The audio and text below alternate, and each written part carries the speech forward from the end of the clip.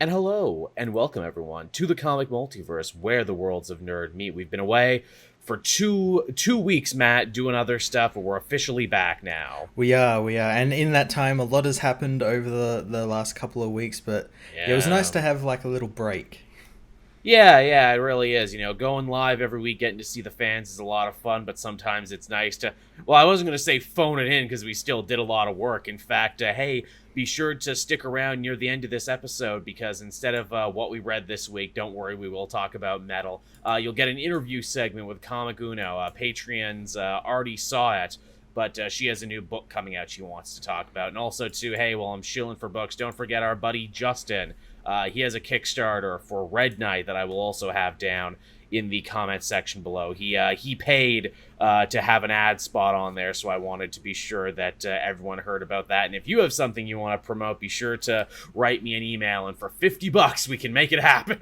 Okay, people were saying that they can't hear, but okay, now you're good. Okay, whatever happened there, I don't know. Okay. I don't have to retake that opening, right, because I'm recording a backup of it. No, that I can put that in the video. Cool. You didn't miss anyone, people who couldn't hear me a little bit. It was just all my regular talky bullshit when I opened the show. So how's your week been, Matt? It has been oppressively fucking humid here in Canada right now. Yeah, well, it's been the opposite here. It's been very cold, so I've been staying in a lot. Besides staying in because there's a deadly We have respiratory to. virus outside. Yeah. My town actually did like a soft reopen on the 12th and everything. Like I think like you can get your hair cut now. A couple of the bars are open and everything, which on one hand is good because it means we're one of the least infected places in all of Ontario. But on the other hand, I'm like, I ain't fucking risking it. No, yeah, no, I'm definitely not going out to like big places, and like obviously we had that thing with the movie theaters wanting to open up. I don't think they're Yeah. they're planning on opening up here for at least a little bit longer than what they were in the States. But yeah, I can't imagine going to a movie theater in the States. Yeah, we don't have AMC theaters here, but yeah, I would not risk it. It's not worth it. I mean, really, it's like what you can do. Oh, you can get a haircut and you can like drink on a patio, or the two big things you can do in my small town. And I'm like, hey, what if I drink at home and cut my own hair? What about that? That'll be fun. That'll be interesting. But yeah, that's what's been up with me. How's your week been? I know before we started, we're like, hey, should we do Assassin talk? And I'm like, oh, I didn't play Assassin's Creed this week. I was playing Isle of Armor, the Pokemon DLC. I was right into that. Yeah, no, I played yesterday. I just like hopped on, just like, hop on for like a little bit. I got a little bit of free time. I ended up playing for like 7 hours or something because I got over that hump. I got over the hump of like the late level 20s that the game has, and then Which is where I'm at. now I'm like fighting minotaurs and fucking Medusa and all the really cool shit, and got really cool armor and everything, and it's been Nice, loads of nice. fun. I really expect you to be playing The Last of Us too. You not hop on that one yet, or I've got it, yeah, but I've been kind of like drip feeding it myself. I don't want to like what all these people are doing and just like blowing through it really fast. yeah. That's about what I'm gonna be doing too. I waited to get. I'm like, I'll get it next paycheck and everything because obviously if I wanted to see a world ravaged by a terrible virus and mismanagement, I would just have to look outside my window. Maybe just let me go to the Isle of Armor for a little bit and catch some good pokes here in this Pokemon game. They do a cool thing with these new Pokemon games is that depending on which version you get for the DLC, you get like a DLC exclusive rival because every Pokemon game has its rival. Yeah. And in Shield, the one I got, the rival is a dude named Avery. He's a psychic trainer, and the whole joke around him is actually quite brilliant, and I dare say he's one of my favorite rivals ever now. The joke is that he is an adult. He never made it in the world of Pokemon as a kid. He basically kept getting held back in Pokemon school, and now he continually gets his ass whooped by children who are better than him. That's fantastic. It's wonderful, and he talks to the camera, and he tries to cheat, and he can't even cheat right. It's excellent. It's quite wonderful. Oh, that's great. That's really fun. I wish they would continue to do stuff like that. Apparently, if you got Sword, your rival in that one is like a wannabe YouTube celebrity woman, and I'm like, oh, that's fun, but not as fun as an adult who keeps getting beaten up by children. And it's funny, his story even gets better because, like, you get their league cards after beating them, and you, like, read his origin story, and, like, it's actually a little sad and a little sympathetic. It's like, oh, I see why you are the way you are, man. That's a shame. But yeah, that's what I've been up to. I think I've blown through pretty much all the content in it. Honestly, I caught all the exclusives. I caught everything I could on that end. Now I just got to trade. But to do that, of course, I got to put money into the Switch to go online because you can't go online for free anymore. No, well, I know the Switch subscription is pretty cheap, like compared to like PlayStation and Xbox. It is. Yeah. It is, but it's like I only get it for this one game. Is the thing. I can understand that. Yeah. Like, to justify it, like, I wish I could get it for a week and then maybe do some of those max raids or whatever, because I know some people already got it by, like, breaking the game and doing shit they shouldn't, but there's, like, a new legendary that you can only get from raids that's going to be coming soon, so I might do it then. See, I'd get Nintendo, or I think I've still got it because I had, like, a 3-month subscription to it. I'd get it if, like, the like, SNES library and all that, if they put like an N64 library on there. Oh, that would be fun. With some really cool old games on there. That'd be really cool. That would be really good. I would love the fuck out of that. Oh, someone said it's $20 for a year in America. Okay, so that would probably be closer to $30. Yeah. Canada for a year. That's not bad, but again, I feel like I wouldn't get as much use out of it because, again, this is the problem with having 2 consoles now. And again, I have the PlayStation 1 just set to autofill. Yeah. Oh, speaking of subscriptions and everyone, I should probably get this out publicly somewhere. Book Depository, long-time booster I have been of it on the channel forever. Well, they changed their affiliate thing this week. Now you gotta actually pay them money to be an affiliate, so fuck that. I'm not doing that. Yeah, I'm having to start removing them off my, like, channel. So I'm like, yeah, because I got the email I'm sure you got as well. I'm like, well, what the fuck? It used to be good. Thank you, Tevi. It used to be really good and used to work. I'm trying now to get, like one of those Amazon affiliate links that everyone else has, so hopefully I'll have that soon. I tried doing it tonight, but I suck filling out that bank stuff. It's like, oh, where's your account number? Where's your routing number? What's your GST, HST number? And also there was QST, which I've never seen before. Apparently that's just for Quebec, as I discovered. And I'm like, God damn it, I hate having to do all this banking stuff. But hopefully I will have something to show for that soon, everybody. And hey, when Christmas comes up and everything, don't use Book Depository no more. Use this new link I'm gonna create. Yeah. Yeah. So, yeah, that's what my week looked like. Also, thank you, Cameron, there, for the big, long message there. I saw that there looked to be a lot of love in there. Appreciate it. Nice. Thanks. So, where do we want to start this week, Matt? Should we hop into the news? Do you have anything else you want to add? Anything else from your week? No, not really, no. All right, so we got a big old pile of news this week, everyone. And, of course, we'll be talking about Metal, like I promised, and we got an interview, so this is going to be a jam-packed one for certain. Starting things off here on a bit more of a serious topic, I don't know if you've noticed, Matt, but this has been a really bad week for pervs and sleazoids from across many different mediums across the board, be it comics, be it wrestling, be it stand-up comedy. If you've been bad, people gonna find out about it, and you're gonna get in trouble for it. Early on this week, Cameron Stewart got into a bunch of trouble when someone came out and had some, pretty worthwhile evidence that he had been grooming underage girls. Yikes.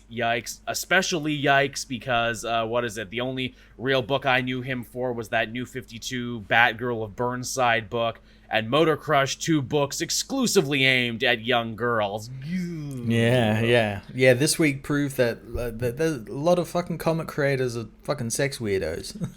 Same with wrestlers, too, and same with stand-up comedians, which is a shame because I'm fans of all these things. I'm just like, God damn it. Like, every time I'd go on Twitter, I'm like, oh, not Jimmy Havoc. No, not Joey Ryan. Fuck me. Fuck everything. But another creator that got outed for being a bit of a sleaze. And I say outed even though he's an older creator, and this is one of those situations where it's like, yeah, we all knew we weren't just no one was doing anything about it. But that was Warren Ellis, who I feel like literally I could see how this happened, where it's like, oh, Cameron Stewart's a perv, he's, grooming young girls. And that's like, yeah, well, Warren Ellis did it for years and you never did anything about that. What was that about Warren Ellis? Then they look into it. Oh, no. So basically DC pulled his big story that was going to be, one of the special one-shots for Metal. That was going to be the story about the Batman dinosaur. They've pulled that now. Yeah. And I am sure there's probably loads of other stories that have been pulled as well as his, as people in the chat are saying, his Castlevania series at Netflix. I'm sure that's probably not coming back. I forgot that was him, actually. For the longest time, I forgot he was involved with that. No word about the Batman's Grave. I think that was selling pretty good and is almost done anyway. So they're like, oh, we're pulling this and we're canceling that. No, this is fine, though. This can finish up. That's Batman. That's Batman. Batman creates a shield in which no sleaze can penetrate. Creates an unblockable shield. So yeah, if you were looking forward to find out whatever the hell the origin was of that bat dinosaur thing, don't, because it's not happening. I guess you'll have to deal with all the other Dark Knights who will assumedly be getting stories. And really, we kind of got his origin in death metal from those pass away lines from Wonder Woman that said, it's a Bruce who transferred his memory into the robotic dinosaur when his cave collapsed. Yeah, he literally tells you the story. There you go. That was it. That's all you need to know. We just want to talk about death metal now at the top of the show because it's the biggest book of the week, and I'm sure everyone wants to hear what we have to think about it. So should we just lead and talk about that now? Why not?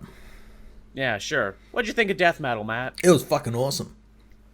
It was cool. I don't know if it knocked my socks off. There's a lot of stuff that was out of the book's control, where it's like, look, it's been 2 months without new comics for a long period of time. That Justice League book that it's leading off from was even further back in time. This also feels like a weird, almost starting over from the Justice League thing, because you get the big scene with Wally, who's here, and he's like, okay, so everything you knew about the totality and everything, well, that was one thing, but also here's this other thing now that I'm building on top of that. I'm like, okay, I can understand trying to make this new reader friendly, because not everyone can read 40 plus issues of Justice League. Mm-hmm.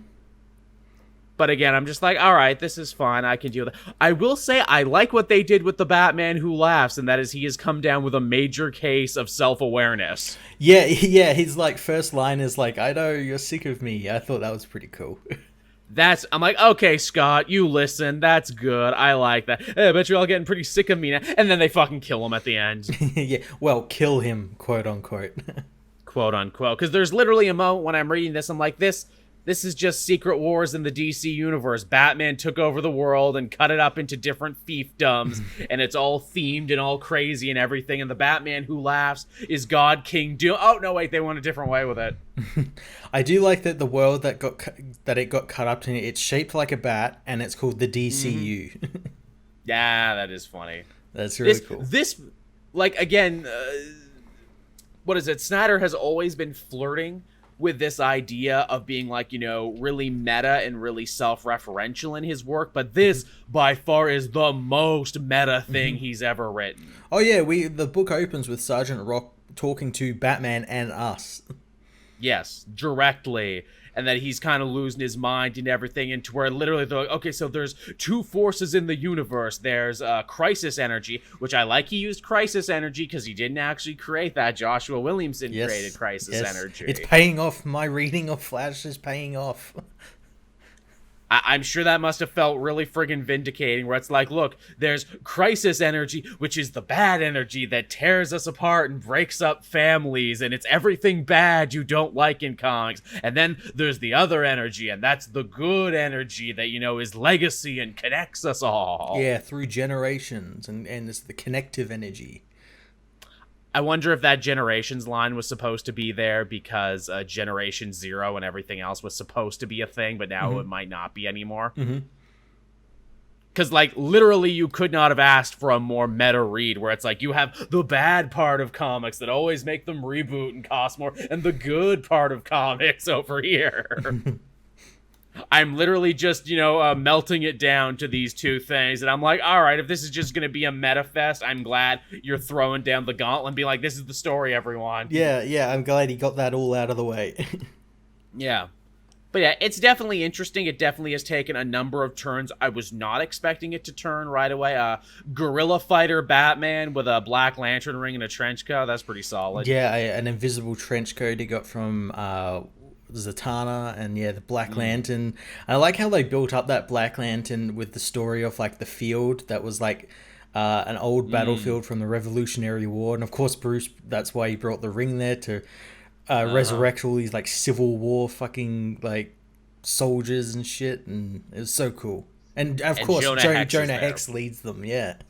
Because why would you do a story of bringing back old Civil War soldiers if Jonah wasn't there? Now, if I were to split hairs and nitpick, I'm like, well, technically Jonah didn't die in that battle in that field, but Jimmy Palmiotti in the New 52 kind of undid Hex's death date by saying that was a fake who died and he continued to live, so maybe he died there, or maybe Bruce just moved the body, or someone buried him there. We don't know. I don't care. I'm just glad that we got Sergeant Rock and Jonah Hex in one book. Yeah, and it feels like we're probably going to be getting more of them throughout the whole series. Yeah.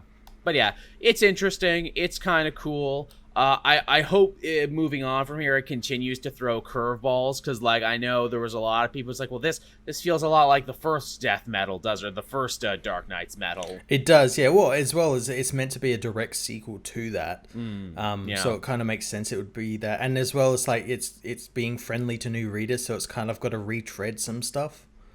Indeed, and that's kind of what this was, retreading a lot of stuff. But you know what? Credit where credit is due to Snyder as well for bringing in the stuff with the Flash, even though fans hated it and it's been really controversial and everything. Him being like, no, I'm going to actually try and make something of this. And, everything's connected and everything matters. And, even if you didn't like it, I'm going to try and make something of it. Yeah, and also it also implies, as well as like with art we've seen of the second issue, that obviously Doomsday Clock is canon. It's like 100% canon. Yeah. Did people point out to you the art error, or maybe it's not an art error, maybe it'll be a story thing later, but John Stewart was the Green Lantern on the Justice League when they all went through the portal at the end of that series, but here in this book, it's Hal. Oh, really? I didn't actually notice that.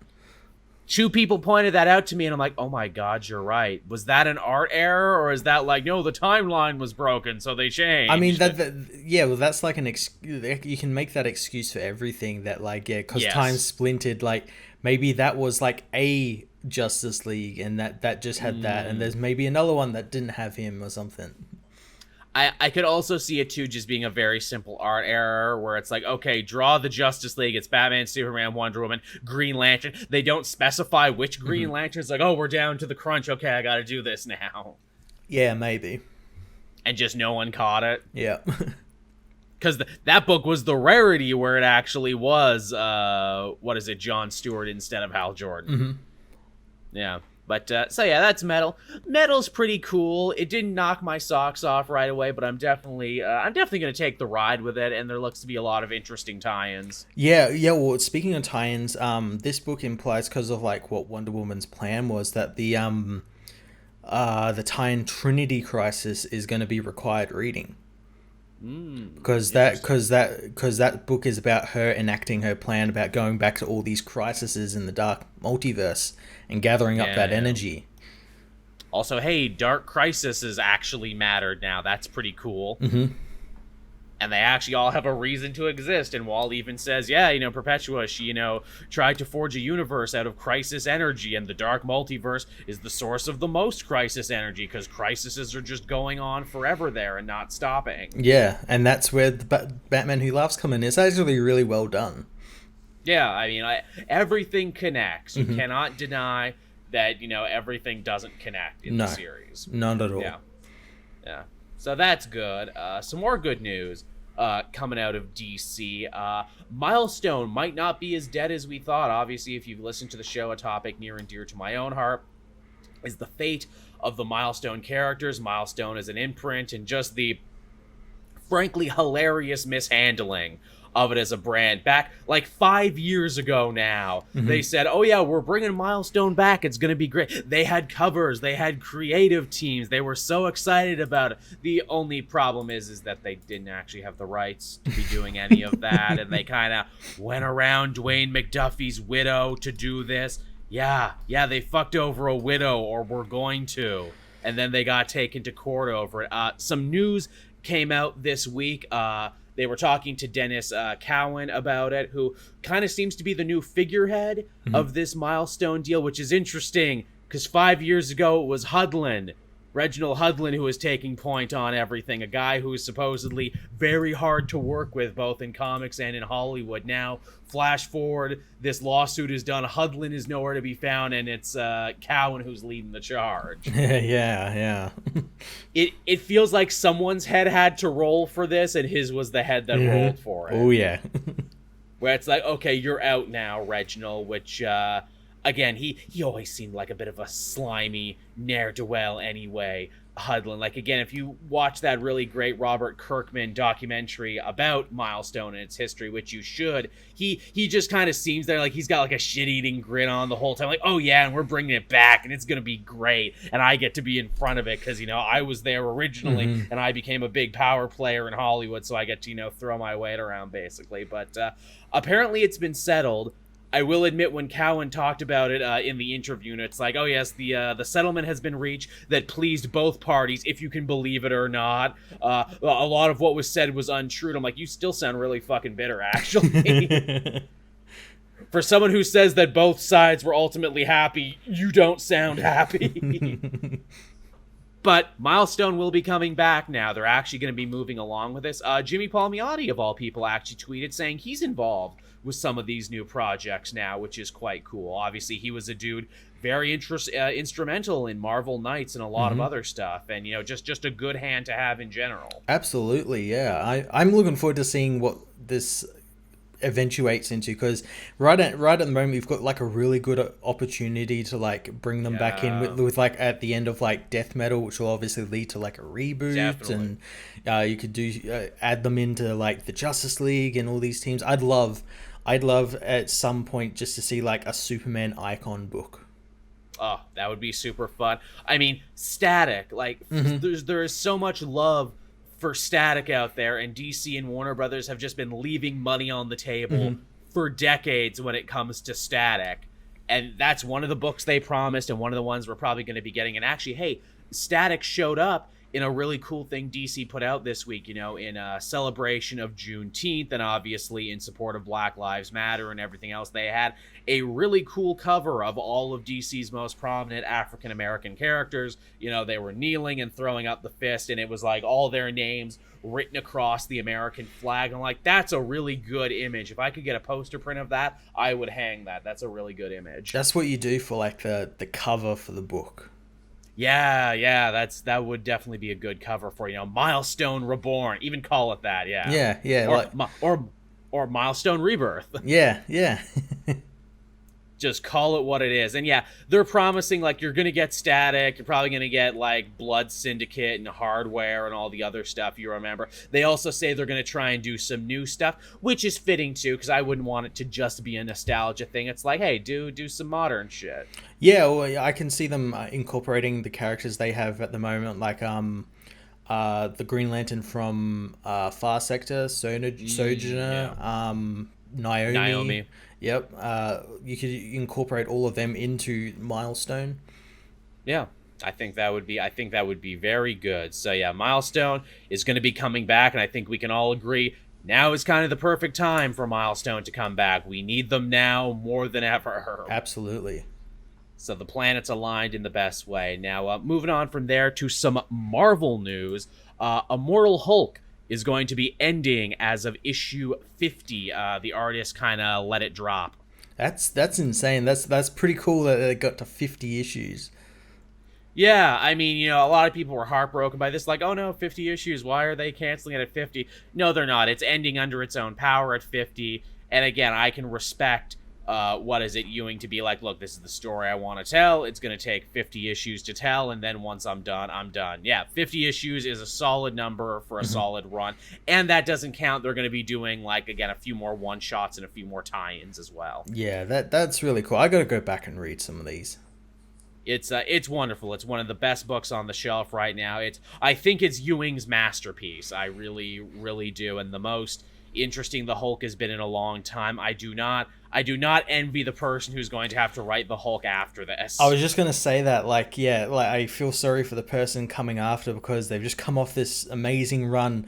So, like, whatever they do to the Hulk is just going to be put under a microscope. Even if it does something simple, it's like, oh, it's just going to go back to basics. You're going to have the people complaining. Like, character redefining is what I would call this. This book does for the Hulk what Alan Moore did for Swamp Thing. Like, the character will never be the same again. Yeah. Unless they want him to be the same again, in which case they'll do that. As the chat is reminding me too, yeah, one of the special one-shots they're going to be doing for Empire is, the Immortal She-Hulk. So they're going to let Ewing take a crack at She-Hulk. Nice. Maybe that's where you could go next. Yeah, that would be cool. I would be totally fine with that, especially because, She-Hulk actually lends herself to doing some outside-the-box stories, because she used to be a comedy character, and she used to do all this other stuff. She broke the fourth wall in comics before Deadpool did. Yeah. And she never gets credit for those things, so that's pretty cool. Yeah, especially, too, as the chat says, as the She-Hulk TV show is coming soon, they should probably do something with the character. Mm-hmm. But yeah, 50 issues of Immortal Hulk, I can dig it. It'll be sad to see it go, but I'm happy to know that Ewing has an end game in mind. Yeah, it's always good when you get a writer who has a run that's really good and gets to finish it on their own. Mm-hmm. I truly wonder how he's going to end it, too, because he has, like, so many, like, pokers in the fire right now. You got Hulk battling the actual devil for his soul and the right to die, and all the other Gamma people's right to die because they're forever reborn. You have this weird alien future with the Master out there somewhere as well. You've got the Hulk right now who's battling Roxxon and, like, political corruption.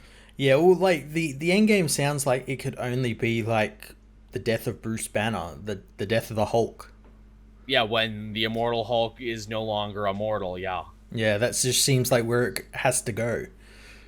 I mean, shit, I would almost like to see, there was a great bit in Bendis' Daredevil run where, like, he put Matt Murdock on trial, and then, like, Matt Murdock runs away and he becomes the leader of the Hand, and he basically lives an entire alternate life that he could have lived in a single issue. I would like to see Ewing do this with the Hulk, where it's like, okay, what if the Hulk got what he wanted, and he smashed the entire world and rebuilt it in a better image and everything? What would that be like, where Immortal Hulk ultimately gets his wish? That'd be pretty cool, and then he realizes that's not what he wanted.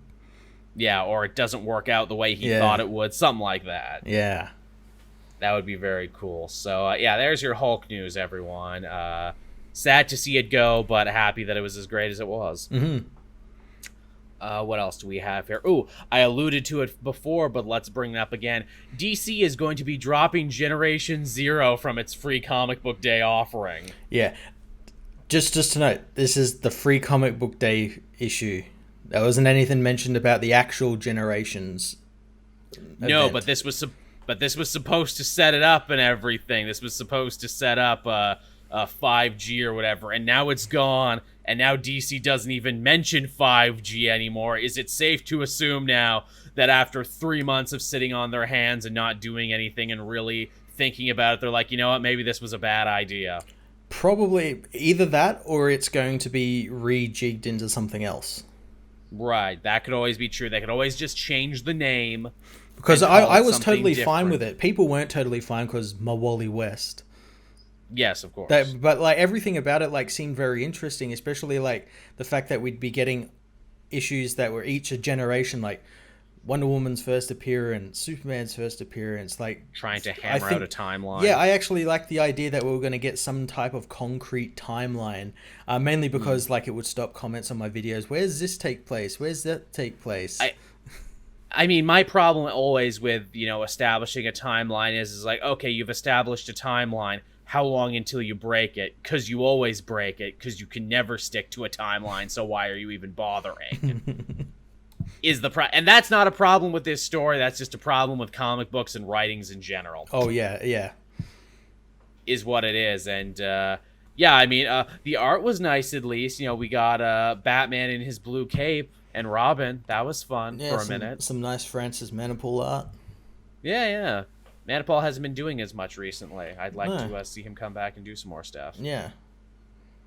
But yeah. The question is, has this been folded? Has it been canceled outright? Did this have something to do with Didio leaving the company? Because the scuttlebutt and the word around the campfire is that 5G was his initiative that he was really getting behind. Yeah. It could also just be because, like death metal, because obviously this was going to be spinning out of death metal, and it could just be a simple thing as, well, they can't have that issue come out now because it won't make any sense because death metal got delayed. That's what I feel like too. Like, was this just supposed to be like the in between? Was this supposed to be Wally going through all these other universes like he talked about, so he could learn about the poles of crisis energy and direct crisis energy, so he could have that moment to tell Wonder Woman? Is that what it's all about? Yeah, because that's what it. Because this issue was meant to come out before, wasn't it? I do believe so. Yeah, so maybe that, and then we would have gotten like a little thing in the corners like read Generation Zero to find out what Wally did, that sort of thing. Or, and again too, you know, we might even just be overthinking it. Is the reason they pulled it is they're like, no, this is actually important for stuff. We're not going to put this out to Free Comic Book Day when there's not going to be a Free Comic Book Day this year because no one can actually go out. Yeah. Could be either. Could be any of it. I don't know, man. I don't know. Yeah. Again, I think it's going to get folded into something else, or like those ideas, because they did all that work to like make like the giant timeline and everything that they introduced at that comic convention that one time. Did all that. I can't see them just being like, oh, we'll bin all that. They'll use that for something else. No, it's true. It's very rare that ideas like that ever do get binned, but then again, it's very rare that the comic industry has 3 months to sit and stop and actually stew about stuff. To which really makes me stop and think, like, God damn, what a weird place it must be for fucking creatives, where it's like, no, go, don't stop, don't think about it, just go. The fact that like really amazing art and really touching stories are able to come out of that at all when working under such, you know, scrutiny. Yeah. It stops and makes you think. It really, really does. Where it's like, would comics be better if we had 3 months to all stop and think? What would things be different? I don't know, man. I just don't know. All right, what else do we got going on there? Ooh, more Eisner news. We talked about this before we went off our little 2-week hiatus there, but apparently the Eisner website had to be closed due to a cheating investigation. Everyone was voting for Tom King to win everything. Yeah. Tom King, using his lead hacksaw skills and CIA contacts, was so pissed that he wasn't nominated. Just stuffing the ballot box there. But yeah, wow, cheating at the Eisners, man. That's unfortunate. Who would want to cheat for the Eisners? Who has such like a dog in the race? Yeah, a pony in the race. It's so strange. Like, and an Eisner as well. Like, I could understand it being like, oh, it's an Oscar or something, but it's a fucking Eisner. Like, again, I love comics, I love the medium, I love the awards and everything, but yeah, come on, it's an Eisner. You put that on any resume and people are going to be like, a what? Yeah, what's that? Yeah, the fuck is that? That means a lot to us, but to other people, not so much. It's also one of those things, too, because, like, you look at all the people and the things, like, these all seem like really cool, chill people who got nominated this year with really cool, really chill fan bases. Like, I could understand in years past where it's like, yep, that person's the problem person. This year, I can't. Yeah, well, again, it's probably just, like some really strange and like hardcore fans of someone.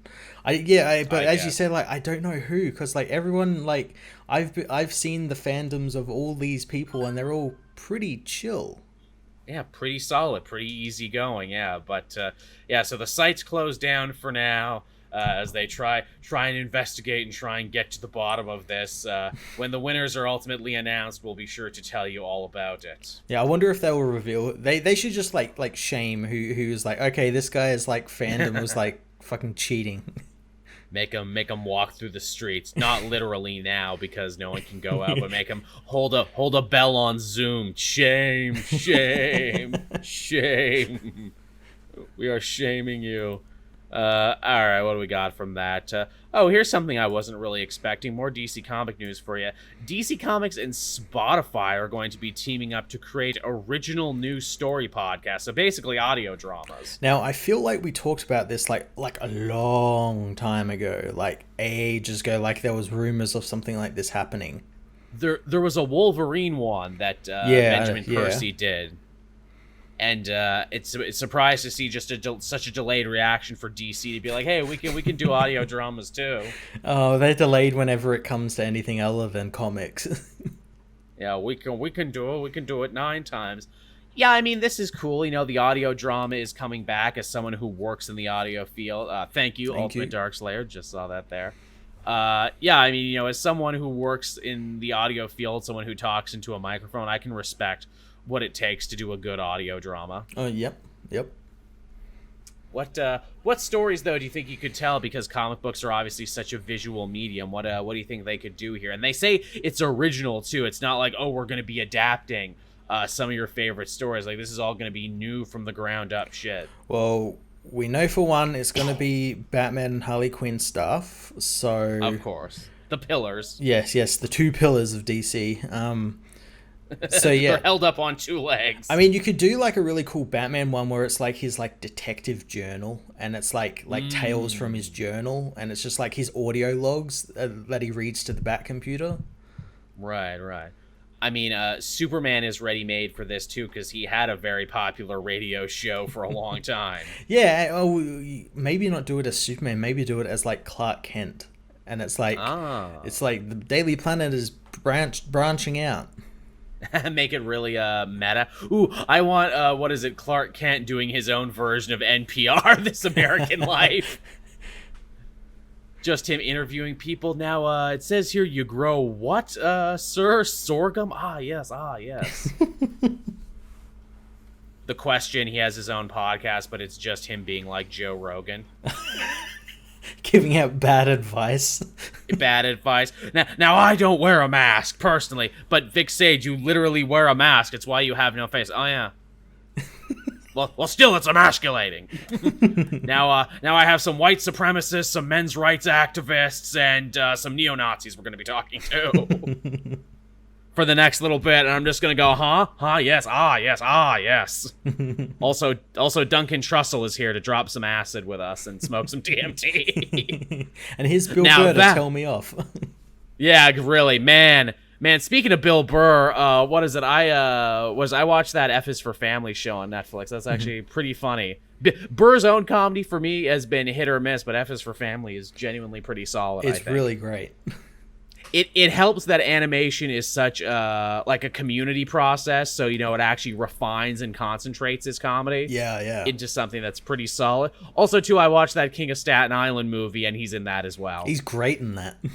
He's really good in that. I'm like, man, this was a Bill Burr-centric week of mine. And obviously, he's a bounty hunter in Mandalorian, so that's pretty good, too. Yes. The dude is basically living the dream. But yeah, audio dramas. There's definitely some fun places you could go. Yeah. With superhero-themed audio dramas. In the comments section down below, tell us, what's your pitch for a DC superhero audio drama? Oh, do like a joke Aquaman one, and it just sounds like he's underwater the whole time. Like just a filter on it. Yeah. Yeah. Oh, it'll just be that episode of BoJack Horseman where he was underwater for all of it. It's completely silent for 3 hours.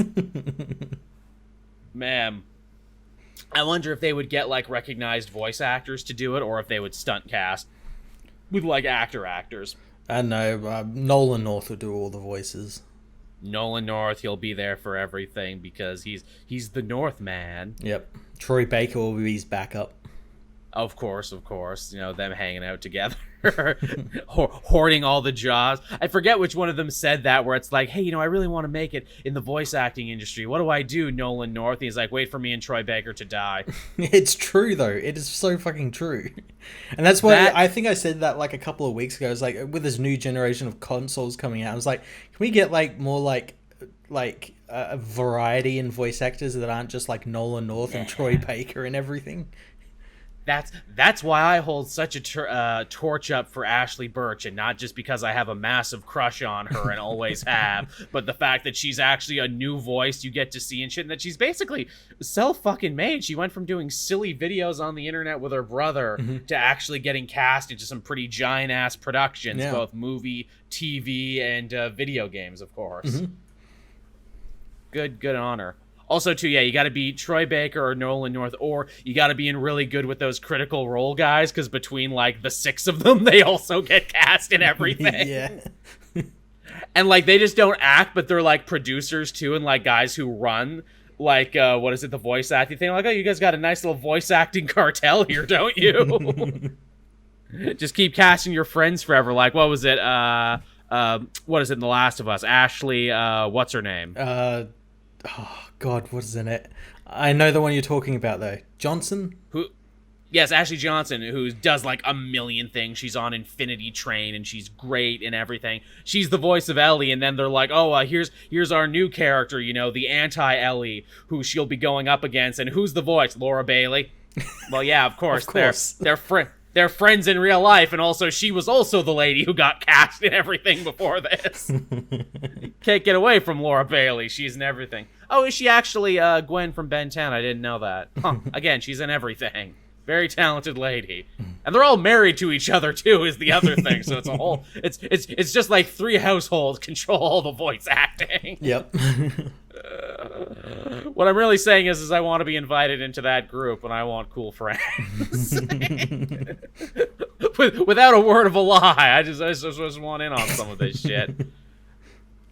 Man, you know, it would be really fun, too, if they did, like, stunt casting for these audio dramas for, like, guy number 3 and everything. Like, they should maybe reach out to some popular YouTube channels and or comic-based podcasters. I could be guy number 3. Don't you think I could be guy number 3? It's like, oh, look, the Flash. That man's robbing a bank. Time to punch him in the balls. Oh, no, my balls. I watched this funny thing. It was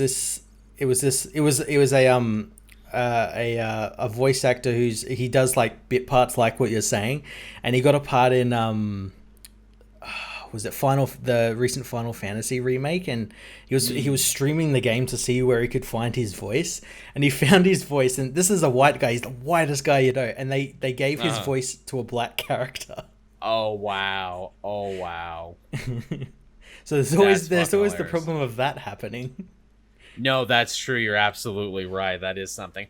I wonder, too, with these audio dramas, who are they going to be going after for this? Because, you know, I don't think it's kids. Do kids have the patience for audio dramas and, like, podcast plays? I don't know. I guess it depends on, like, what they do with it. Like, are they going to make it, like, fun and wacky or, like educational or... Yeah. Yeah, because, like, I always wonder what the content thing on here, where it's like, is this another excuse for DC to go really dark and really foreboding? It could be. You never know. Yeah, like R-rated podcasts. R-rated superhero podcasts. Yeah, geez, that was pretty good, but I don't know if I needed to listen to the Flash bang for 20 minutes. In great descriptive detail. Those sounds are so realistic. Yeah, for real. The Foley guy. The Foley guy really needs a raise. Hey, how did you capture the sound of light speed fisting? Oh, you see, I took this jar of mayonnaise and I just stuck my hand in it over and over again. You ever seen that where they, like, do sound effect shit and it's, like, the craziest thing how they get those sounds that we take for granted and stuff? Yeah, it's actually really cool. Like, the sounds of bones cracking. They don't actually crack bones. They get, like, bell peppers and break them, and that's the sound of bones breaking, if ever you hear that in a movie. Yeah, you gotta be really ingenuitive to be a Foley artist. Definitely.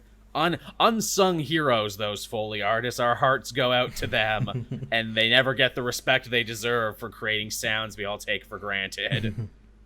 I've been editing Capes and Quests, and I've basically had to be my own Foley artist, and I'm going out there to, like, the big sound effect libraries. I'm like, okay, I need the sound of electricity. No, not like that. More cartoony. Yep, that's the one. That buzz, buzz, buzz, buzz, buzz. That's the one I need.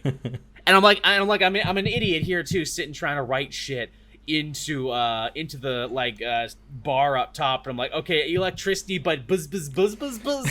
It's like, no, and it's like, Like well, how did you old mean people search the internet. They're very specific when that doesn't always yes. work. Yes, that's exactly what I'm doing. And they're like, did you mean? Like, I was looking for a hyena laughter today. Like, legitimately. And it's like, do you want funny hyena laughter? Do you want scary hyena laughter? Do you want nature preserve hyena laughter? Which I discovered hyenas in the wild don't actually sound the way I want them to sound in this. So I actually Please tell did me you need used the the hyenas stuff. from Lion King. I almost did, but I didn't want the copyright strike, because Disney, fucking copyrighted that shit. You damn well know they did. So, yeah, DC podcast plays. Could go either way. Seems like an interesting concept. I'll definitely give it a listen. I think a better question is, hey, when these come out, would people give a shit if I reviewed them? Yeah, I've been thinking about doing stuff like that because there's like a bevy of stuff that I like really want to review and read and stuff, but I'm like, will people actually like listen to me talking about this or not? Because it feels weird to be like, hey, let me talk about this audio play, this thing with no pictures. Yeah, it's very difficult. Yeah, let me talk about this. You'll love it, I swear. All right, so moving on from there, what do we got in the old news docket? Norman Osborn is set to return as the Green Goblin in Spider-Man 850, part of the bigger Sins Rising storyline that they're going to be doing, which apparently this is spinning out of what's happening with Sin Eater, because Kindred brought him back to life in this whole thing. Honestly, I think this is just news for news sake, so they can have something big happen in Spider-Man 850. Yeah, that's all it is. At 850, it's going to be an issue that's going to sell well, so they've put Norman Osborn on it. Also, apparently Ravencroft Asylum is going to be a big focal point in this, because I guess in that Ravencroft miniseries that I didn't read, apparently something quite important happened to Norman in that series, that like they literally made him... like they basically put him in charge of the asylum as an inmate. They literally let an inmate run the asylum. Oh, jeez. And I'm like, all right, that seems like a thing. I'll have to check that out, I guess. Okay, yeah, because I know the last time we kind of saw him in The Amazing Spider-Man, didn't like Kindred like put one of his bugs in him or something? Yeah, he was like, he spent a whole issue basically just talking shit about him. Yeah.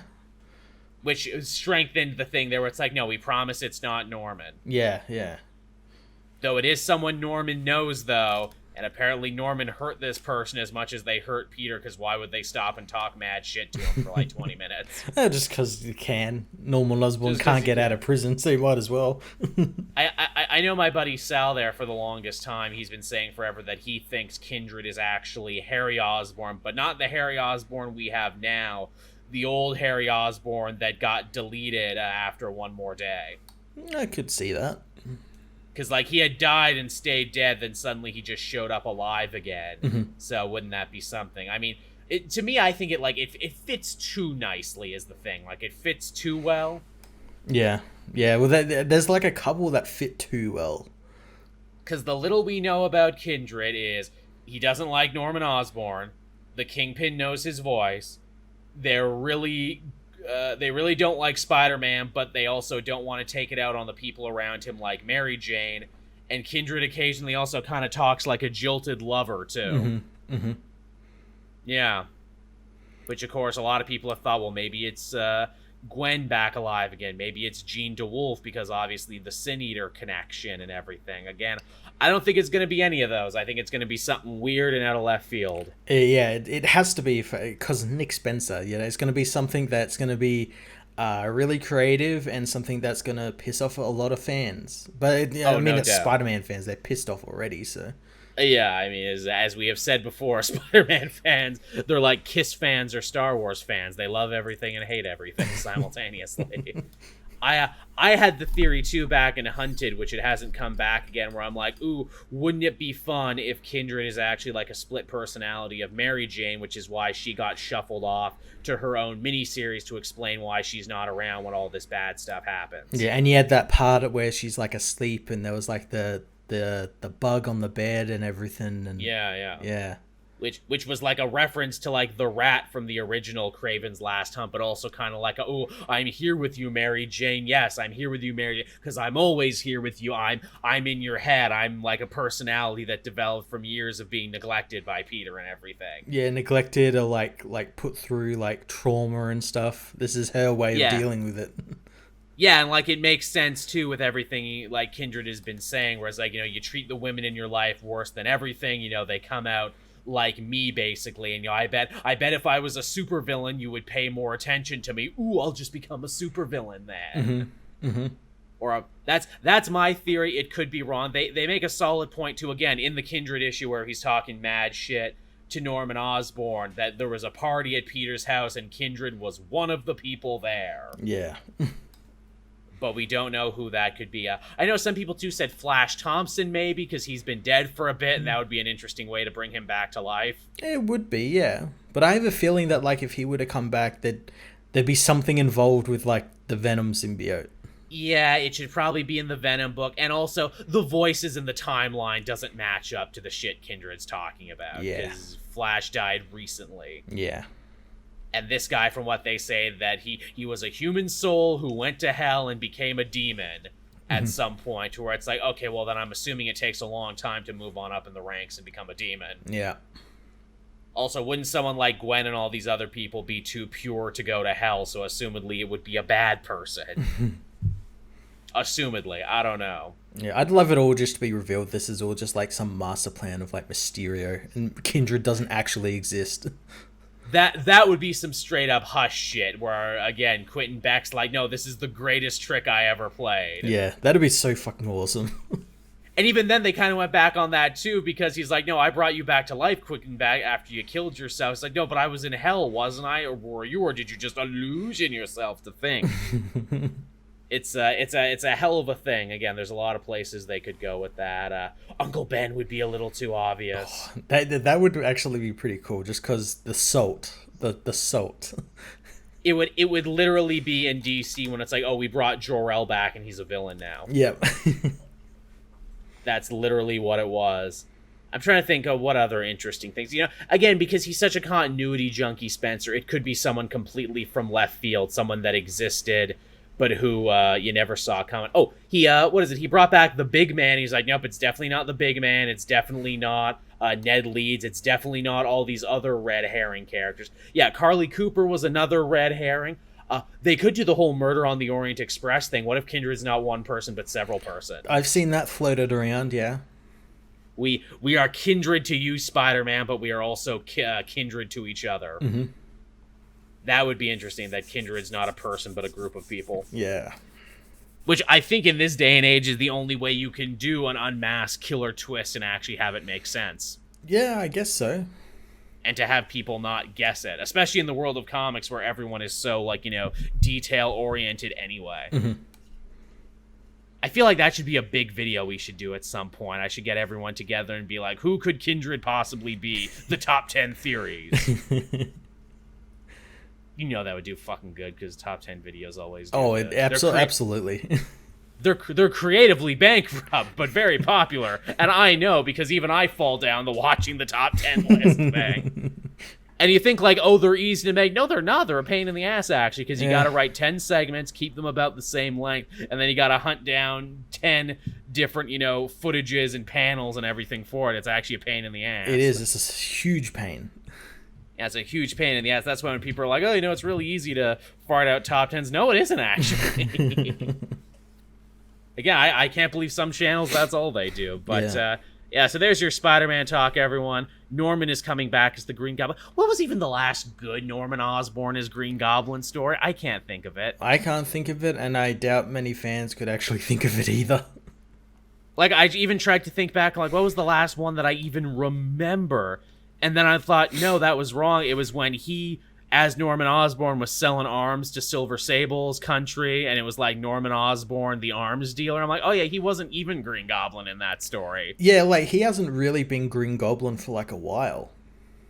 Someone said Goblin Nation. Yeah, alright, he was pretty good in Goblin Nation when he crowned himself the new Goblin King, and he was fighting Dr. Octopus instead. Alright, I will give you Goblin Nation. That was probably the last real time he was actually Green Goblin. Yeah, when he was going around and consolidating power in the shadows and everything, you didn't quite know who he was and that he was fighting a different kind of Spider-Man. Okay, you know what? Yeah, I will. Yeah, Goblin Nation, that's a good one. Mm-hmm. Yeah, there's another concept they threw away, the whole Goblin Underground thing, and like people who like join Goblin gangs in prison, like they join the Aryan Nation. You just get a little fucking Goblin tattoo on your face and everything. That was fun. All right, what else do we got going on there from here? We got... DC is promoting their new partnership with HBO Max with a series of HBO Max-themed comic books. But not like HBO Max meets Superman or Superman tells you about HBO Max. No, it's a hero called HBO Max. Yeah, it's a hero team called Max or To the Max or something. These comics were free on Comixology. I was actually gonna pick them up and review them just for like a laugh, because they're obviously like they're fucking corporate propaganda shill shit. Oh yeah. Oh god, yeah. But yeah, I just found it hilarious that like DC, which has its own app that puts out like content, designed heroes and a team and all that for HBO Max and not their own fucking app. The very concept of this just makes my skin crawl. This is, as you said, this is the end result of corporate synergy all come together, and this is just the worst fucking thing. Yeah, it's so bad, and it's even worse because they got like decent like artists and stuff on the book. So it's like, imagine if you put like that money towards actually like putting out content on this app that makes that app worthwhile. I hope the artists and writers involved were at least well compensated. This is comic book industry. Exactly. They almost certainly weren't well compensated, which is the worst fucking part. That this is some poor guy. He missed his fucking kid's little league game and everything, and stayed up late nights because he really needed to get the HBO Max book in to make rent that week. God damn it. He went to the Kubert school and he had high aspirations of drawing the next great superhero, but here he is doing fucking HBO Max. God damn it. I mean, the only way that you could make this even more, like, you know, distasteful and more just disgusting is if, like, literally when we're reading the newest Justice League issue and, like, Wonder Woman's like, hey, gang, we sure did a good job stopping Inner Gang. Maybe we should all unwind and HBO Max and chill to the max. Tune in and watch that dude Titan show on the HBO Max. Now only $4.99. Yeah, really. Oh, look, the Snyder Cut. Should we watch this? That looks fun. I guess we got a little footage of the Snyder Cut too, didn't we? It was Wonder Woman looking at a thing at Darkseid. That was a thing. Yeah, and it looks stupid because for some reason he's decided to go 4x3 full fucking films, and now it looks like a TV movie. Well, I mean, it is going to be on people's TVs and not the big screen, so... Again, I watched that thing and I'm like, okay, this surely does seem more, more in line with your unique vision as a creator, but also, oh no, this looks like that sequel to Man of Steel and Batman v Superman that I sure as shit didn't want, but okay. Yeah, I saw a picture that, because like there's that shot that everyone talked about of Darkseid in front of like the army or something. That's just like they basically just like erased Steppenwolf and put like a picture of Darkseid on there, and the picture I saw like a picture of the theatrical version and a picture of this, and all they really did was just like desaturate it. That's all they did. Amazing. An extra year, and what was it, like $30 million? Well, at least 30. At least it's still 30 going that up. we know of.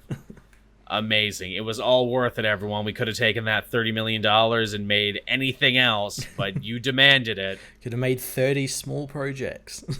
Could have made 30 small projects for $1 million. You're absolutely right. Hello, Pat Senior. Welcome. But this isn't all when we talk about the DC HBO Max relationship, because it got better. This is a twofer of a story right here. So just as they were promoting these fucking HBO Max comic books, news also came out that a bunch of DC movies are going to be leaving HBO Max now. Did they finally realize, like, hey, we have an app of our own. Why are they not on this?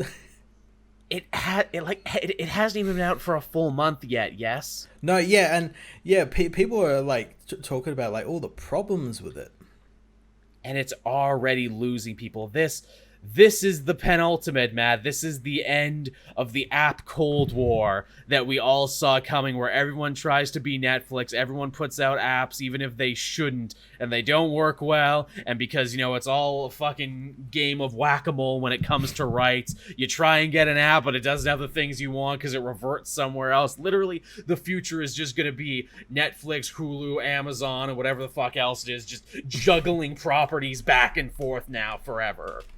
Yeah, it's so strange. It's so strange. Like I saw people complaining because I think today or tomorrow, like the big, like, which was one of the selling points of the app, the new Perry Mason reboot series begun. Oh yes. And people were complaining because, like, usually when Netflix or something gets a new series, it's on their main page.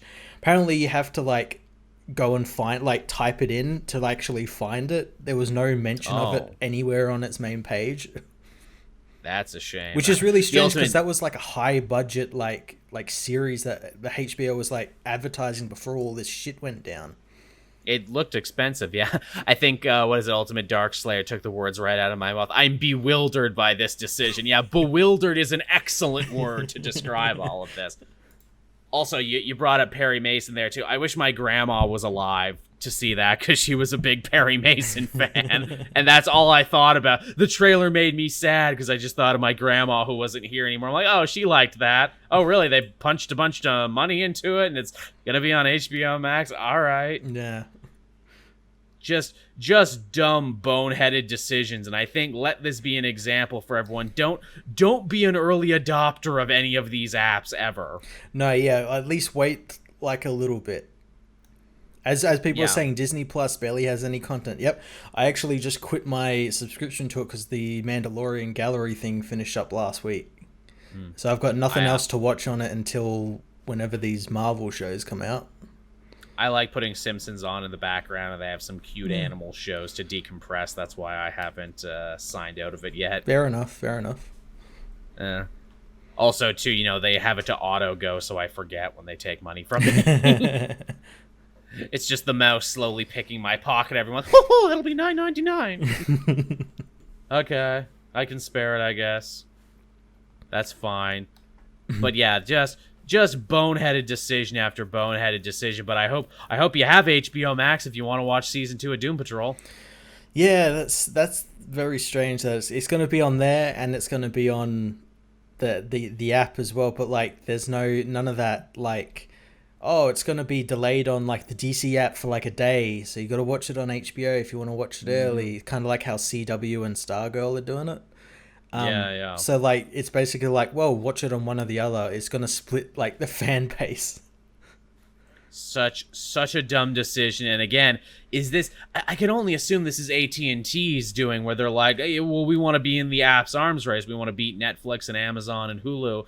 But guys, you also own a comic company. You also have this comic app. Yeah, but it's a fucking drop in the bucket next to everything else we do. No one fucking cares about DC Universe. Well, the thing is, it could be more than a drop in the bucket if you just put fucking money into it. Yeah. Well, what do you think? Again, like those Spotify things, like they're just going to be on Spotify, or if they come over, they'll be on like HBO Max. Yeah, really, if you ever get a thing. Yeah, I'm assuming because they made the deal with Spotify will own the rights to those in perpetuity for the end of time. But yeah, you put these audio dramas up maybe on one of these apps, and maybe more people would listen to it. Yeah. Potentially. Who knows? I don't know. I don't know nothing. I don't know nothing about anything. This reminds me too, what is it, for dumb things that actively made me cringe. And I don't use the word cringe likely because I think it's been overused, but that's the only way that I can actually describe this. Didn't Marvel also do a dumb thing this week when they had like a bunch of variant covers being like, hey, Yeah, we almost forgot about this, where it's like, hey, Marvel Comics still proudly on Wednesdays instead of DC that's moved to Tuesday because of the virus. And I'm like, that's a needless low blow, Marvel. Well, not only that, it was so fucking lazy and cheap because if people They're haven't bad seen it, I covers. should have gotten an image for it. If people hasn't seen it, it's literally like what the title of the comic is, like Iron Man, and then like Comics Now on Wednesday in like a bold type. That's literally, Yeah. there's no pictures or anything, so it's like so cheap and lazy. They don't have to pay any artists to do this. Some fucking intern knocked this up in Photoshop in 10 minutes. And it's just like, why, Marvel? You're in a good spot. We're liking you. You're putting out more books that I'm reading right now than DC. Do you really need to kick them when they're down right now? And like, come on, you're all part of the same industry and everything here. Why are you being shitty during a national crisis when you don't need to be? Do you reckon this is their response to like them DC leaving Diamond? Oh, 100% without a doubt. It's like yeah, well, but DC are kind of succeeding now. They've got all these digital first books that are coming out every day of the week, and they're fantastic. They're selling really well because they keep going. Yeah, and they're freer now without Diamond. In fact, I saw too. Not only are they leaving the Diamond stuff for just their books, but for their merchandise too. They're actually like entertaining new offers for merch and everything too. Oh, nice. Maybe that means I can actually get some good shit over here. That's the hope. Again, you and me, they always rake us over the coals when it comes to shipping and handling. But yeah, what a weird choice, just across the board. For Marvel, I don't know why they would do that. That seems so unnecessary and so just petty for petty's sake. I want to see the type of people that buy these, and I want to see the type of people that buy these and then try and hawk them on eBay as like some special edition, like $900 for this cover. It's like the Punchline. It's gonna make a lot of money. Speaking of Punchline, we didn't get to talk about that, but we got her origin issue, and I actually kind of dig now that we know what her deal is about. She's literally a too edgy 5 college chemistry person who's like, we live in a society, and that's why she is the way she is. Which issue was that? Because I didn't read that. That was in the Joker Origins. I passed over on that. Oh, sorry, the Joker 80th anniversary. Yeah, Tynan writes a story, and it's literally just Punchline's origin, and she is the embodiment of we live in a society. Oh, fantastic. She is a shitty Joker fan, like the kind you would meet on Twitter, and I'm like, all right, I can dig it, James. I can dig it. Yeah, okay, that's pretty cool. That's pretty cool. That's fun, too, because it puts her conversation she had with Harley in the Batman that came out that week in, like, a completely different, kind of whatchamacallit, kind of context. Yeah, different light and context, because Harley's just like, oh, you poor child, because she's a child. She's a fucking college junior is what she is. I was so much like you, but yet also unlike you, because Harley was always sympathetic and funny. Punchline is actively unsympathetic and purposely unfunny. Well, what does Harley say in that book? It's like what's your jokes and your smile? Where's all that? Whereas and like Punchline says something about like taking her intestines or something out. Yes, she's got a thing with intestines because she says the same thing to fucking Slade as well. Yeah, I don't need jokes because I'm edgy. Yeah. That is my joke, and I'm like, ooh, what an interesting, little commentary on fans who get too involved in the Joker in real life, and now it's here reflected in the comics. That's fun. And under Titan, it will be quite a fun read. Yeah, I'm like thinking, ooh, that's a fun outside the box meta idea. I'm really interested to see what Clown Hunter's big deal is. Maybe the opposite of that, like gatekeeper sort of fan. Maybe, I don't know. Was Clown Hunter a clown before this? Was he just a dude who was hurt by the Joker? Because that's a little trite. Joker just killed my family and now I've declared war on all clowns. Yeah, maybe he's like the anti, like, we live in a society people, like the people that hate those people. Right. We kind of have them, like, matter and antimatter. That would be fun. Yeah. I could see that be interesting. So, yeah, everyone, that's pretty much all the news we've had for this week. Normally we talk about what we read this week, but not much came out this week, honestly. We talked about Metal, and that was the biggest book. Yeah, nothing too big came out. I know next week or this week, as you're listening to this, Empire starts up. Nice. I'm excited for that. I'm happy to get back into Marvel because my Marvel reading is basically a freaking IV drip. Yeah, now yeah. with how little that's they've coming been up. really strange with like how they putting out books. It's like, Yeah, here's 5 books this week and here's 2 this week. Yeah, here's Valkyrie, which was going to be a digital one anyway. Yeah.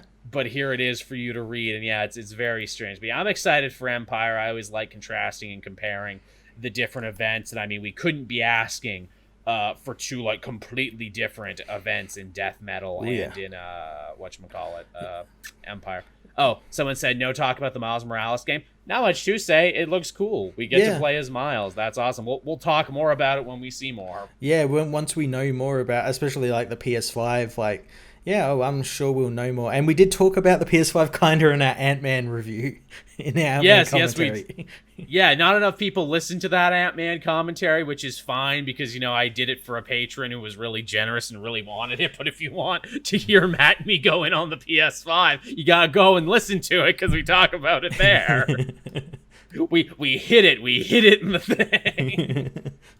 I should have put PS5 talk in the tag is what I should have done. It's not too late. I can go back. So, all right, everyone. We're going to start winding down the show. Do stick around, though, because I have an interview with Comic Uno. We talk comics. We talk her upcoming Kickstarter for her new book. She's always fun to have on the show. Fans always like her. I'll be wearing a different shirt because I recorded that in the past, and you will be seeing it now. I'll CGI your shirt now onto your body. Just Photoshop it on. You know, I almost dug that shirt out of the hamper, too. I'm like, for continuity's sake, should I do this? And then I'm like, no one's going to believe I fucking recorded this in the same day. No one believes me. So thank you, everyone, for watching and listening. Really appreciate it. Again, be sure to join us again next week, where assumedly we're not going to take 2 weeks off again. No, I don't think we will be. Because I remember I worked out the numbers. And episode 200 should be about the same time that San Diego Comic-Con at home is on. Yeah, we'll have to do something really special for that. I should try and get all of our friends out there to record little messages that we can put in here and everything. That would be nice, I think. Yeah. Do something fun for it. Juggle chainsaws, do a Q&A, do something special. Yeah, finally get around to starting that OnlyFans account. Yeah, we can finally start doing that. I have some saucy takes for everyone there. Some great feet pics. Oh, yeah, but man, we joke about that, but like there'd be at least 2 or 3 people. It's like, yes, I would like that very much, please. Of course, those goddamn weirdos. There'd always be 2 or 3 who would be very fucking into it. In every fan base. There's always some, and we're thankful for you out there, but we're not doing OnlyFans yet. Give it 400 episodes, and we'll see if the ass ain't fallen out of the comic book YouTuber pyramid yet. So on that note, everyone, thank you for listening. And with that, I am going to be turning you over to Joel in the past for the interview segment. So take it away, me. Hello, and welcome everyone to another Comic Multiverse interview segment. It's been a long time since we've done one of these, but I'm very happy to say we have an old friend rejoining the podcast now. I know her as Kat, but you probably know her better as Comic Uno, and she's here right now with us. Hey, I'm glad to be here. It's been a while, but I've been on the channel before, and really excited to chat. Between you, Jason Inman, and Ashley Victoria Robinson, you're probably the most recurring one. I'm sure some, really math-centric fan would probably put that one together for me, who's guested and cameoed the most on the channel. But I think you're in the lead on that one, but that's just me. Good company, for sure. Definitely. So how have you been keeping in this crazy quarantine time? It's been a while since I've talked to you. Oh, living life. I'm glad comics are back because we were just kind of chatting about that pre-show. It was a lonely 2 months without them. But we're starting to get back into the groove. Not everything's perfect. I'm still getting like 5 books a week. This week I'm getting 10. So that's nice. Crazy. Yeah, so I'm glad, DC's kind of releasing a lot. Marvel's still getting there. We're still trying to see more releases. but yeah, doing well. Doing a lot of writing, YouTube stuff. I also work for Newsarama and DC Universe now, Yeah, so I've noticed. I a was lot going of to ask fun. you about that. Yeah. Thank you. Yeah. Yeah, well, I guess I'll ask it right now. I was gonna wait, but why let the people wait any longer? What's that like, getting to work for Newsarama now and everything? That's a site I check all the time when I'm looking to get news topics for this very show. Oh, yeah, Newsarama is great. I've been working with them since 2017, so I feel like years just pass by, and it's just like, what? That's crazy. I've been working for them for like 3 years. But yeah, I have a great time. What I mostly do for them is interviews. So I interview your favorite comic book writers or artists. I've been doing a lot of DC stuff for them. But also I do Boom, I do Image. I just do a lot of different coverage because I read a lot of books. So they need somebody. I'm on the case. I do like a lot of Power Ranger stuff. I know you got some Power Rangers fans. Oh, do we ever? Yeah, so I do a lot of those interviews. And DC Universe, I also talk a lot about DC Comics, but what's cool is that I don't have to talk about the current comics. It's like their backlog, so I get to like dig. Yeah, I get to dig deep. Like I just did a article on the Aquaman pilot. I haven't seen that since like was released, so that was fun. Yeah, that was the stuff of legend when that came out. There was like, there's an Aquaman pilot for a thing they never made. That and the Wonder Woman pilot for the show they never made. Oh, yeah. You had to hunt for... I remember the Wonder Woman one. You had to really hunt to find it. Aquaman was a little easier. Yeah. Aquaman wasn't as bad as Wonder Woman. No, from what I understand, like it was very much in the vein of Smallville and everything at the time. It probably could have made it, but who knows? I think today it would have been able to make it. It's very different from the Arrowverse stuff, but it's not a bad show. You know, it wasn't bad. Wonder Woman. That was kind of a bad show. That was not great. That was that was like a lot of like actors and performers I like being like, oh no, you can do better than this. Like, wasn't Anthony Stewart Head in that? And it's like, oh, come on, man. I think so. And then Plecki, Adrian Plecki for Agents of S.H.I.E.L.D. was Wonder Woman. I know she's like a big comic fan because her brother writes comics, so it's like a shame. But at least she got Agents of S.H.I.E.L.D. after that. Yeah, so. There you go. She got something of it. She didn't get her spin-off, though. She almost got that spin-off, and then it didn't happen. I wish she got it. I want to see that. That's another, like, great lost bit of superhero media. Like, how was this pilot? Why did they say no to it? Why did they turn it down? What was wrong with it? Yeah, I wish they released that. That's one we've never gotten released. I'm trying to think if there's definitely others, but I feel like recently most of them tend to get picked up. Yeah, for whatever. It's weird now if you don't get picked up and you're a superhero show. Then there's something wrong. Yeah, it feels like they greenlight season 2s when season 1 isn't even done yet. Like, that's just a regular occurrence now.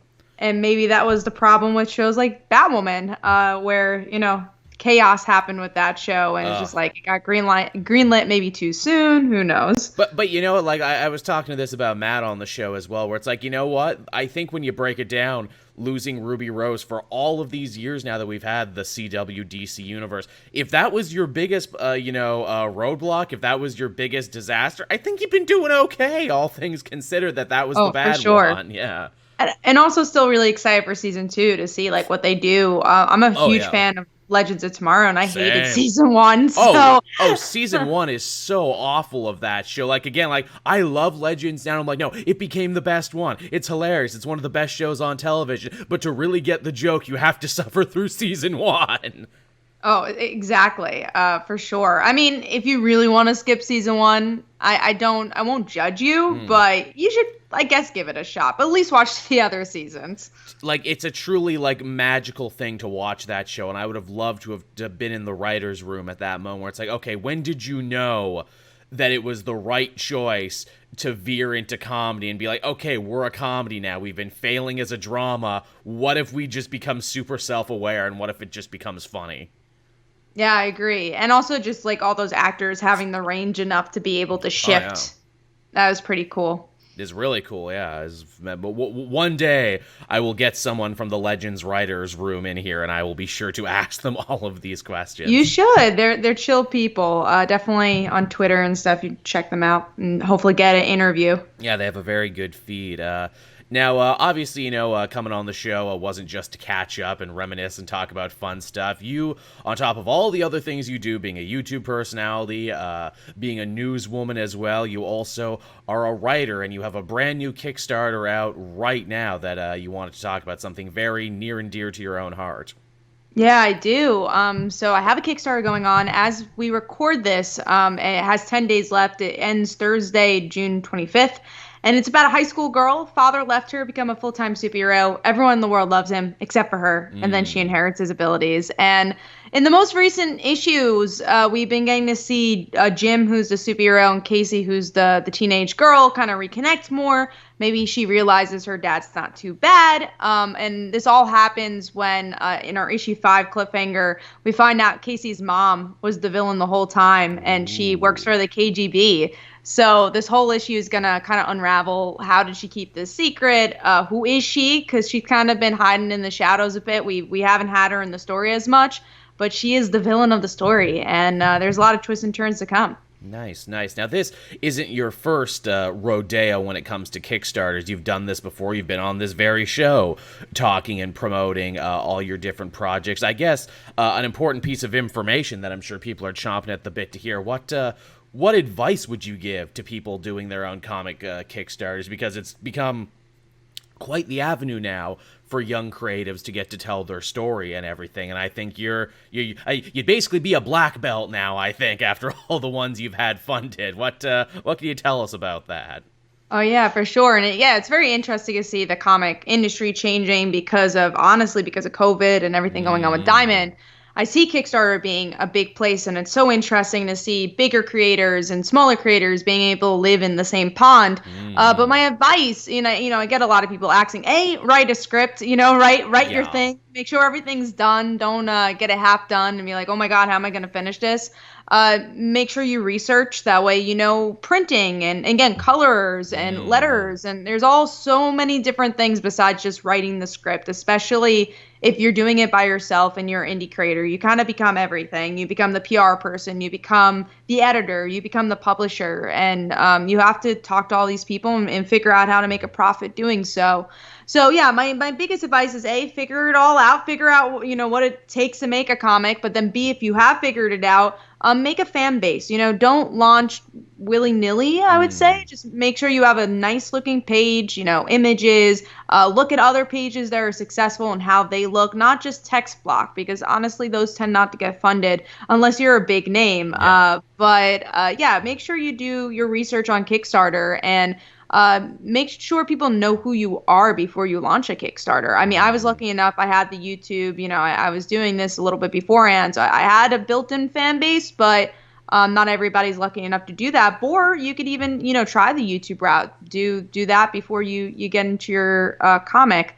But yeah, just make sure you have a social media presence, I would say. Definitely, yeah. I mean, there's so many different apps now, so many different avenues to better interact with your fan base and everything. I guess, too, as an artist and as a creator, what has the most fulfilling thing been about getting to work on Like Father, Like Daughter? Honestly, I think when you finish an issue and you've worked so hard with your creative team and you get it from the printer and you get to open it up that first time, I think that's the most rewarding thing, is the print version, not even the digital version. I would say the print version, and you get to hold that in your hand. There is something wonderfully tactile about actually holding it in your hand, right?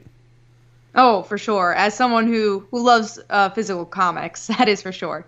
Yeah, no doubt about it. Any insight too when it actually comes to dealing with stores and actually like getting your book in the store? Because I know you told a really nice story back before about actually like, okay, here I am actually getting it, and here it is on the shelf, and that's a really nice moment. Yeah, I would say that landscape's changing so much, right? I think that a lot of people's goals have always been, let me get in the diamond. Obviously now that's changing, and I think.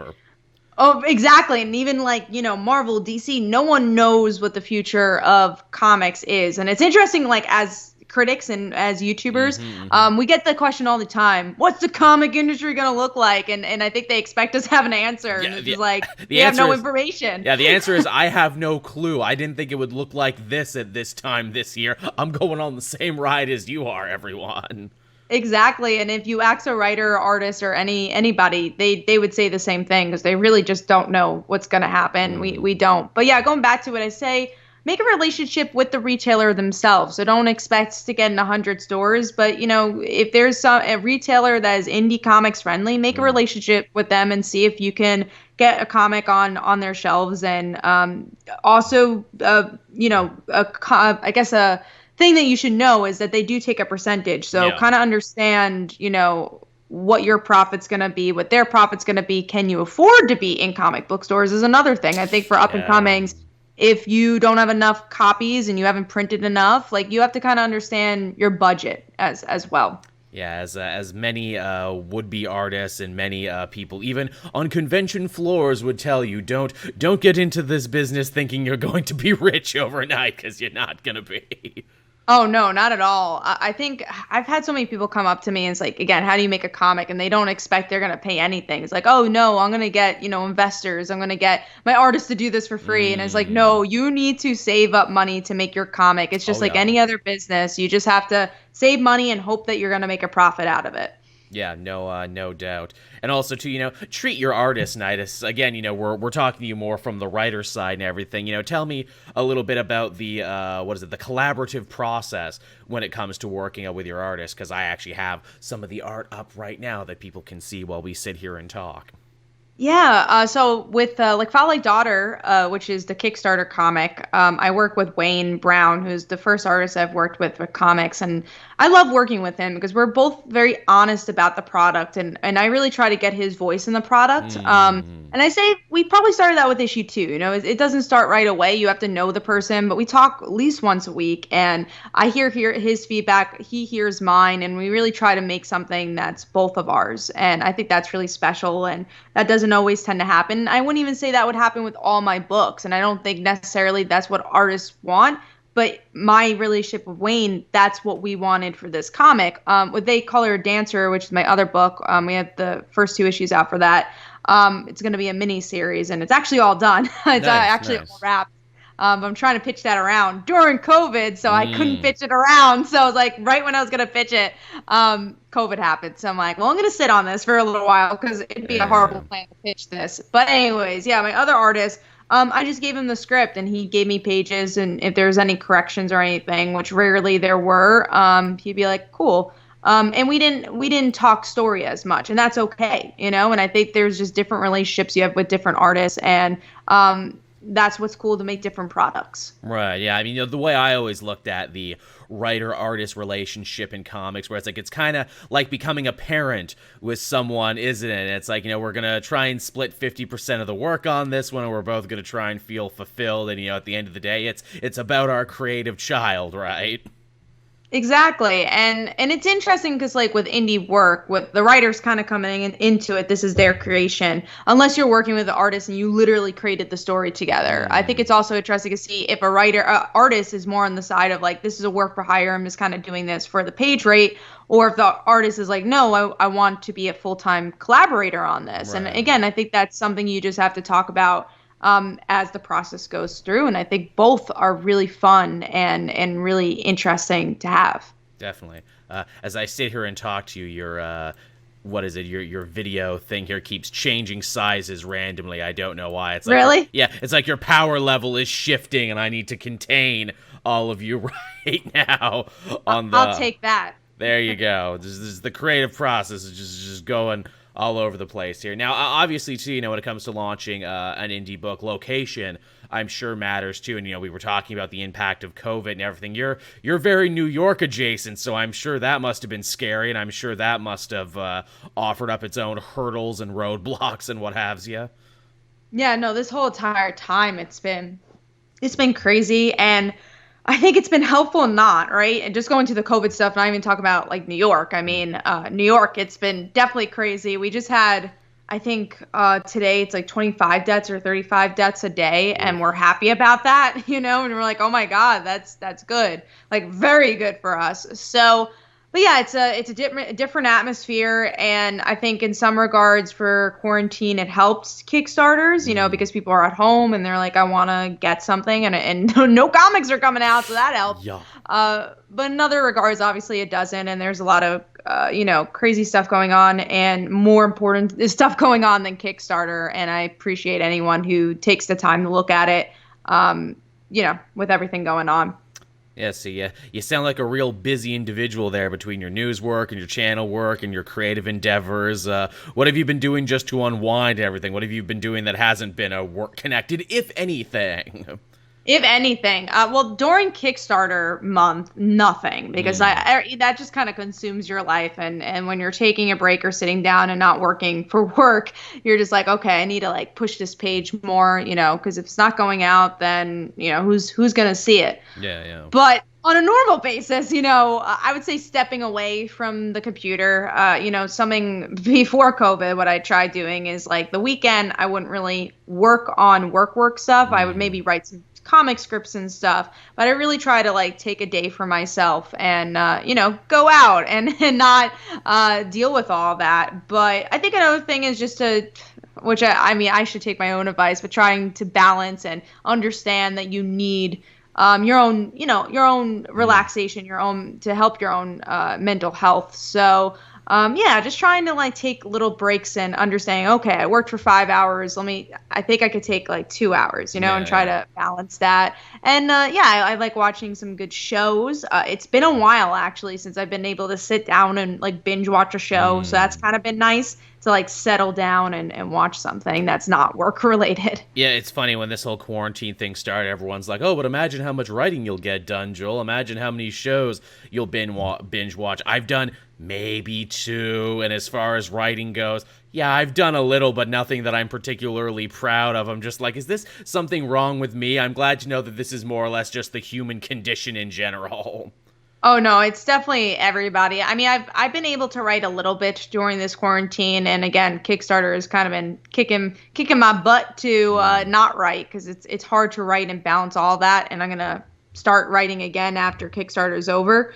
But yeah, it's been tough. It's been tough to find the story you want to write and to kind of have the energy to do it. I think that's the best thing to say, is that it's mostly just like you're always tired because you're always in the house and you're like, why am I so tired? And it's like, because you're living the same day every day. Oh yeah, my sleep schedule has gone directly to hell. It's gotten a little bit better. There was like 2 weeks there where I am a little bit ashamed to say, where it's like, well, I'm only falling asleep when the sun is rising. So, I guess it's finally time to get to bed. I'll be up around noon, The internet doesn't start till noon. No one will notice. Honestly, that's the best schedule. Like, I usually go to sleep a little bit earlier than the sun going up, but like with our type of schedule, I usually try to wake up around like 10:30, 11, because like it really doesn't start until then.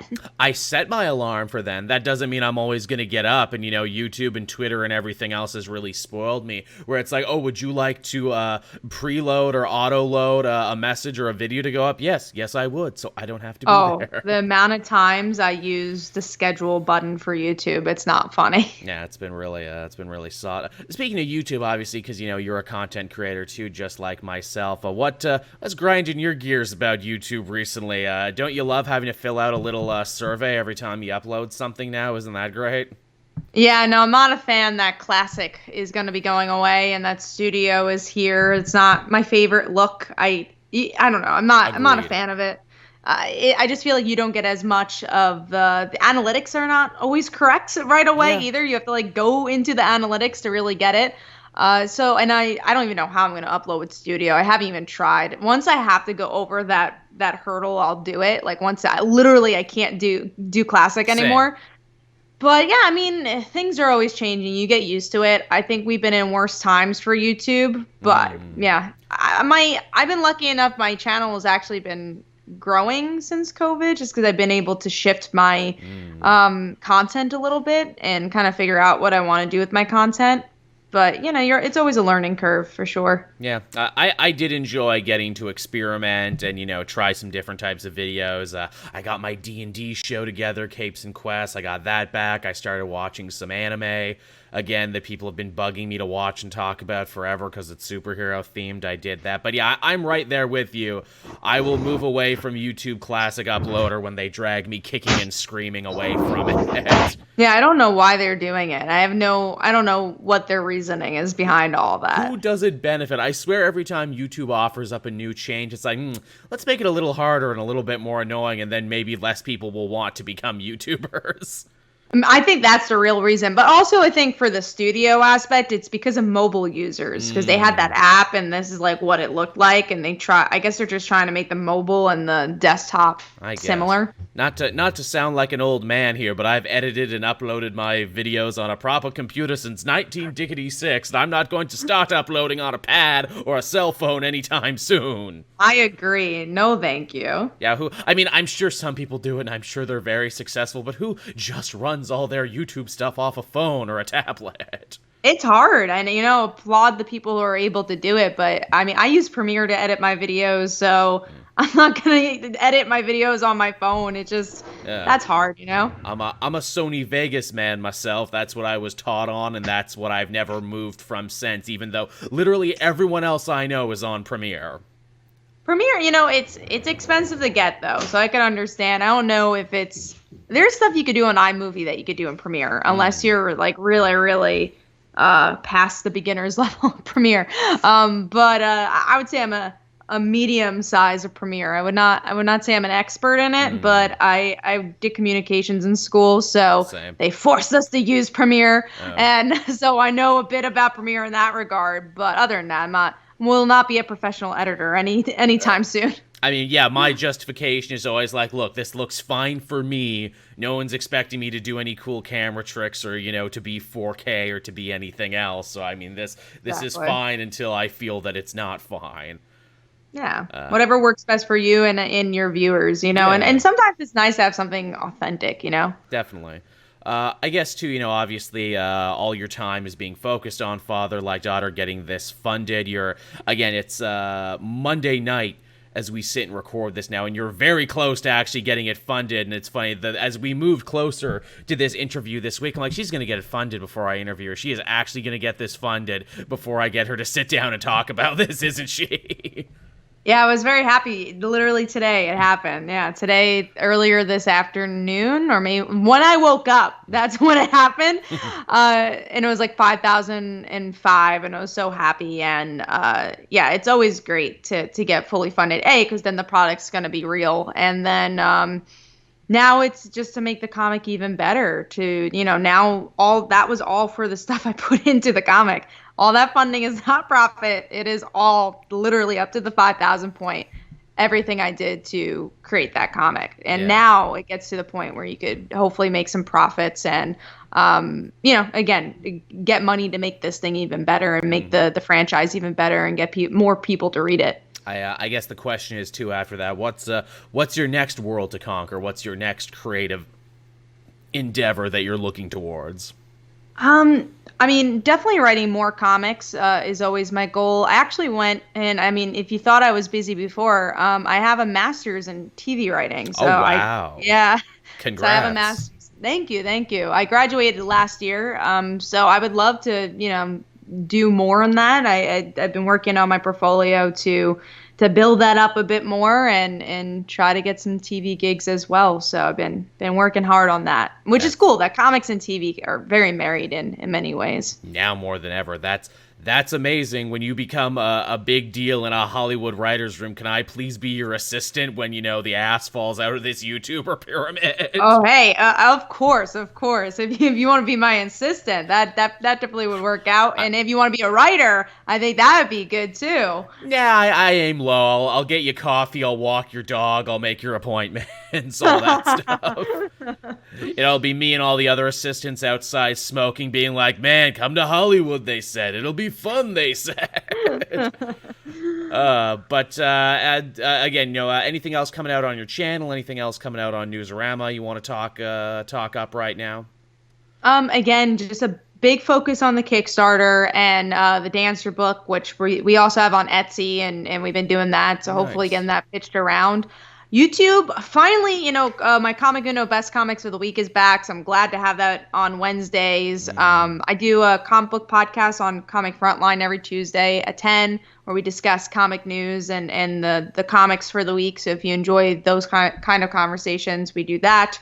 And then Newsarama, I got a lot of cool articles coming up, a lot of DC related stuff, which is cool.